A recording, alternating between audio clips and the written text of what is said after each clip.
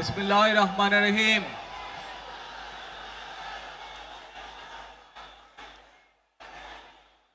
প্রিয় বাংলাদেশ,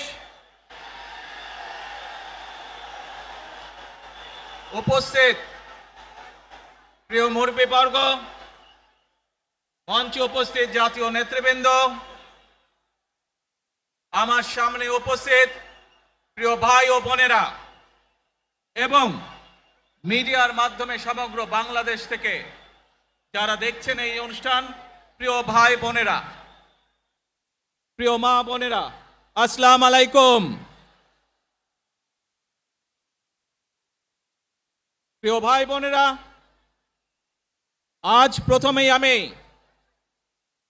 রাব্বুল আলামিনের দরবারে হাজারো লক্ষ কোটি শুকরিয়া জানাতে চাই।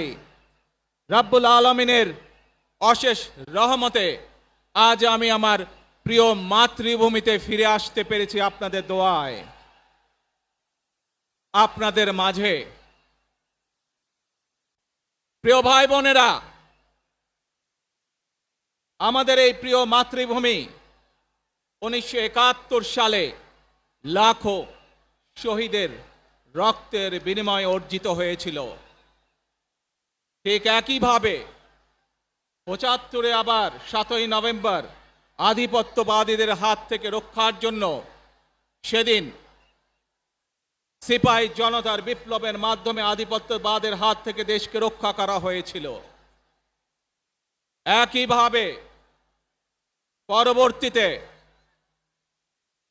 90-এ স্বৈরাচারের বিরুদ্ধে এদেশের জনগণ, এদেশের খেটে খাওয়া মানুষ তাদের গণতান্ত্রিক অধিকারকে ছিনিয়ে এনেছিল।